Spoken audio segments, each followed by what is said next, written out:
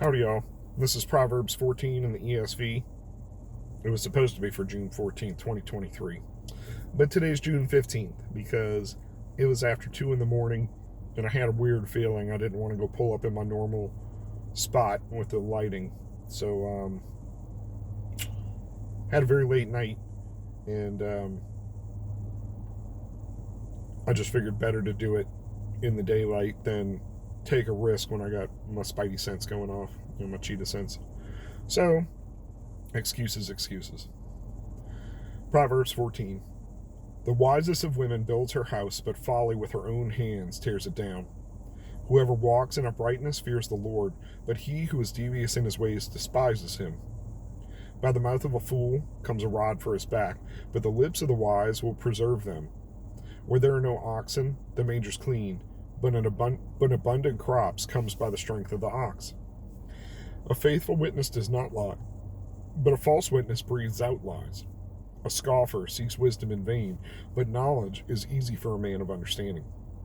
Leave the presence of a fool, for there you do not meet words of knowledge. The wisdom of the prudent is to discern his way, but the folly of fools is deceiving.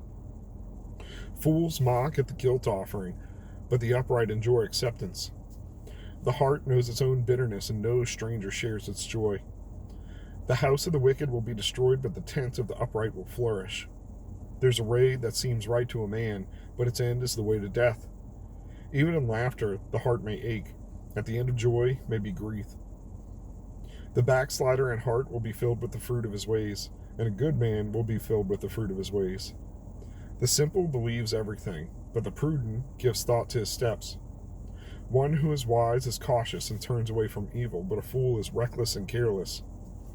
A man of quick temper acts foolishly, and a man of evil devices is hated. The simple inherit folly, but the prudent are crowned with knowledge. The evil bow down before the good, the wicked at the gates of the righteous. The poor is disliked even by his neighbor, but the rich has many friends. Whoever despises his neighbor is a sinner, but blessed is he who is generous to the poor. Do they not go astray who devise evil? Those who devise good meet steadfast love and faithfulness. In all toil there is profit, but mere talk tends only to poverty. The crown of the wise is their wealth, but the folly of fools brings folly. A truthful witness saves lives, but one who breathes out lies is deceitful. In the fear of the Lord, one has strong confidence, and his children will have a refuge. The fear of the Lord is a fountain of life, that one may turn away from the snares of death. In a multitude of people is the glory of a king, but without a people a prince is ruined. Whoever is slow to anger has great understanding, but he who has a hasty temper exalts folly. A tranquil heart gives life to the flesh, but envy makes the bones rot. Whoever oppresses the poor man insults his maker, but he who is generous to the needy honors him. The wicked is overthrown through his evil doing, but the righteous finds refuge in his death. Wisdom rests in the heart of a man of understanding, but it makes itself known even in the midst of fools. Righteousness exalts a nation, but sin is a reproach to any people. A servant who deals wisely has the king's favor, but his wrath falls on one who acts shamefully. Sorry. Very bright. Sun's coming up between the clouds, and my head has been pounding for days, so a little squinty. This one, where there are no oxen, the manger's clean, but abundant crops come by the strength of the ox. I'm not trying to compare people to animals here, but one thought, I've said before about like using your tools and making a mess, but you get more done with better tools. And this is the same seems true of a company or any organization. You gather people together to do something, and it gets sticky. People are people. Relationships happen. Talking, fussing, all these things happen. And if you're the one in charge of, the oxen, the main person herding and managing all these people, it would be easier to have none, right? You just work by yourself. It would be no problem. No messes to clean up. However, even a second person can be a force multiplier. I look at when I work with my dad. I mean, he is efficient. He's done it for, 40 years as I'm getting old. And he can manage by himself. But simply having another person there to just help carry the stuff, or another set of hands, here, you do this, I'll go do that, it cuts it in half. It cuts every job in half. So imagine 3 people, you got somebody, I don't know, I would say like 3 people in one crew might be too much for what I'm talking about. Or maybe not. Everybody hops out. One person does water quality. One person does physical water cleanup. And the other person does the pumps and backwash and things like that.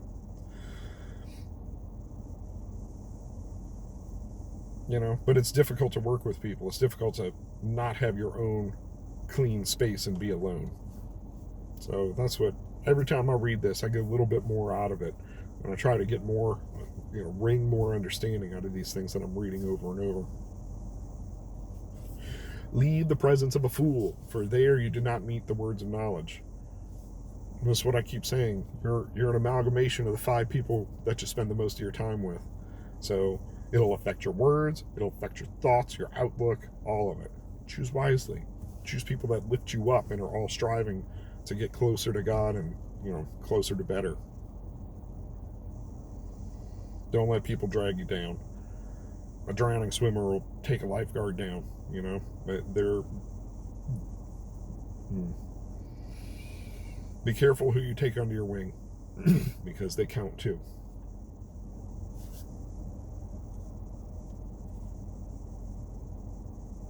There's a way that seems right to a man, but its end is the way of death. Man, if that doesn't speak to our entire culture right now, right?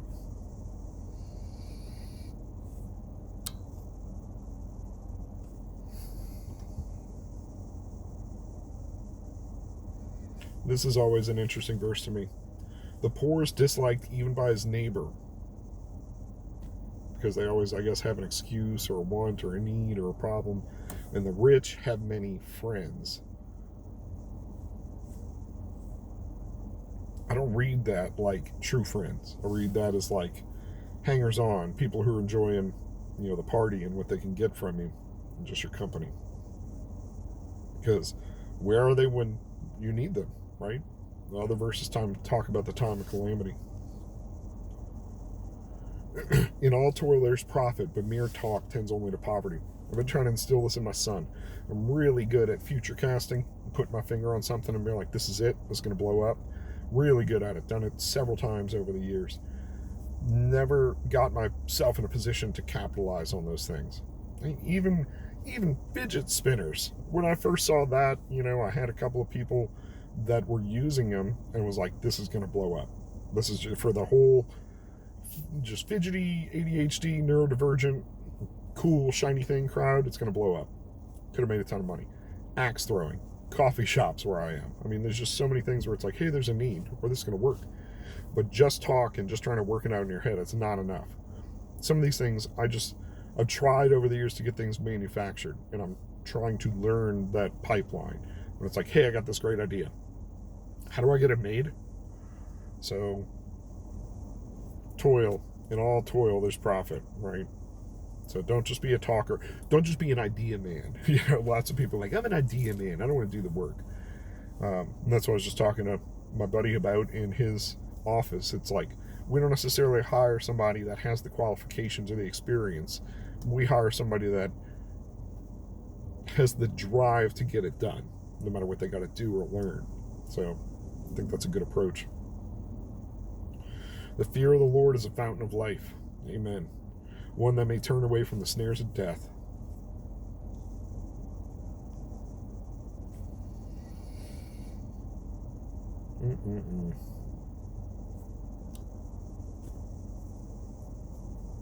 A servant who deals wisely has the king's favor, but his wrath falls on one who acts shamefully.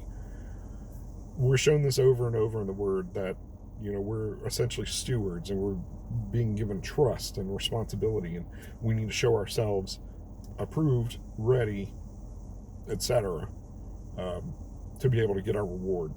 Jesus told the parable of the the servants waiting, for their groom to come back. And when he bangs on the door, he expects the door to fly open and everybody to be ready, right? But instead, some of the servants aren't ready. And it's like, well, we want to be included in the party too. It's like, no, you screwed up your one job. Not only do you not get to come to the party, you got to get a punishment now.